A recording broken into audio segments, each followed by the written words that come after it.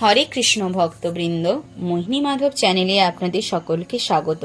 তাহলে চলুন আজকের ভিডিওটি শুরু করা যাক। ওং নমো ভগবতে বাসুদেবায়। ওং নমো ভগবতে বাসুদেবায়। ওং নমো ভগবতে বাসুদেবায়।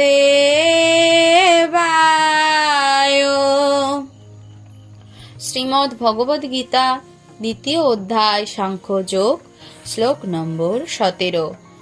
অবিনাশী তু তদ্বেদ্যি येन सर्वम् इदं ततं বিনাশম অব্যয়স্য ন কশ্চিৎ কর্তুম অর্হতি।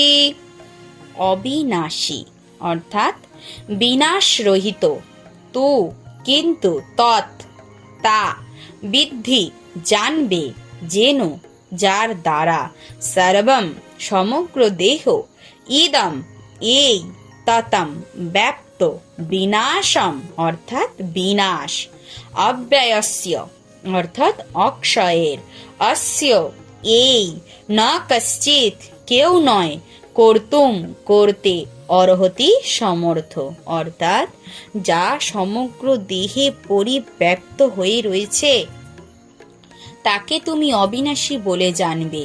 সেই অব্যয় আত্মাকে কেউ বিনাশ করতে সক্ষম নয়। এই শ্লোকে আরো স্পষ্টভাবে সমগ্র দেহে ব্যাপ্ত আত্মার প্রকৃত স্বরূপ ব্যাখ্যা করা হয়েছে। যে কেউই হৃদয়ঙ্গম করতে পারে যে সমগ্র দেহ জুড়ে কি বিস্তৃত হয়ে আছে, সেটি হলো চেতনা।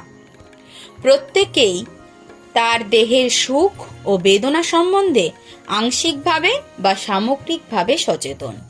আমাদের শরীরে যদি কখনো কোনো অসুবিধা ঘটে থাকে বা কোথাও যন্ত্রণা, কোথাও ব্যথা অনুভব হয়, সেটা তো আমরা জানতে পারি। এটাই হলো চেতনা বা সচেতন মানুষের লক্ষণ।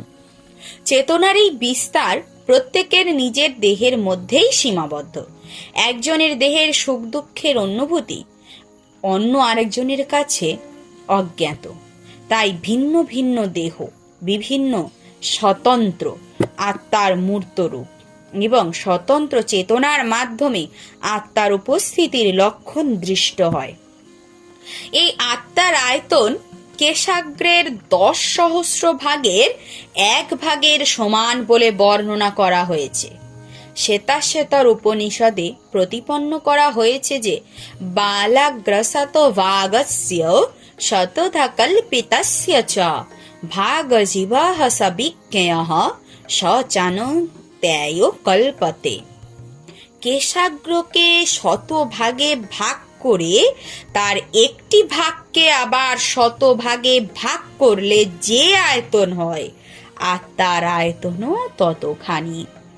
সেই রকম অনুরূপ একটি শ্লোকে বলা হয়েছে, কেশাগ্রস্য শতভাগস্য শতাংশং সাদৃশ আত্মকঃ জীবঃ সূক্ষ্ম স্বরূপয়ং সংখ্যাতীত হি চিৎকণঃ।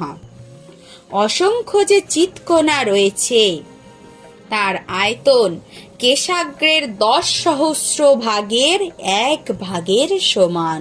হরি বল।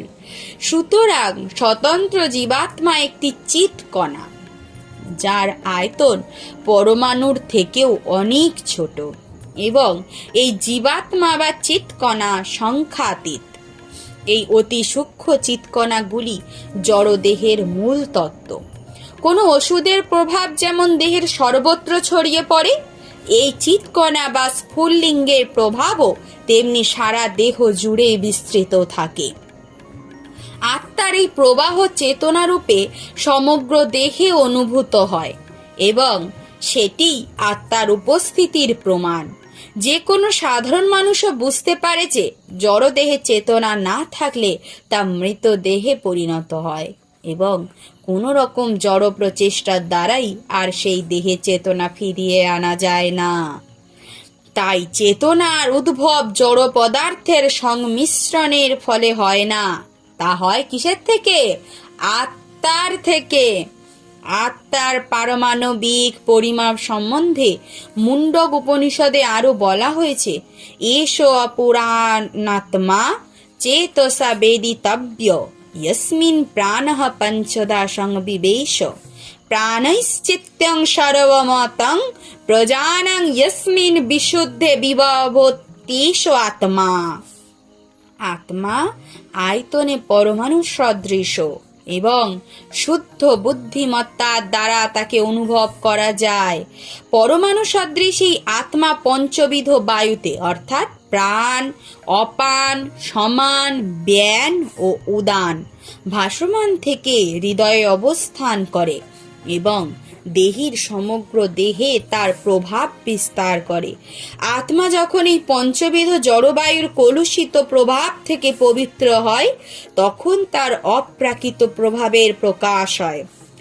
হঠযোগের প্রকৃত উদ্দেশ্য হচ্ছে বিভিন্ন আসন প্রণালী অভ্যেস করার মাধ্যমে জড় পরিবেশের বন্ধন থেকে ক্ষুদ্রাতি ক্ষুদ্র আত্মাকে মুক্ত করার জন্য আত্মার চারিদিকে পরিবেষ্টিত পঞ্চবিধ বায়ুকে নিয়ন্ত্রণ করা।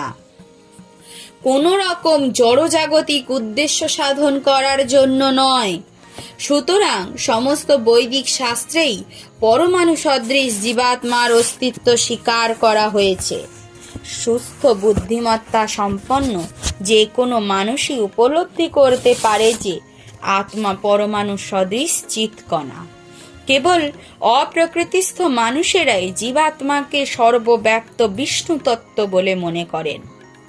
পরমাণু চৈতন্য বিশিষ্ট জীবাত্মার প্রভাব একটি বিশেষ দেহের সর্বত্র পরিব্যাপ্ত হতে পারে, কিন্তু তা কোনো অবস্থাতেই সর্বব্যাপ্ত হতে পারে না।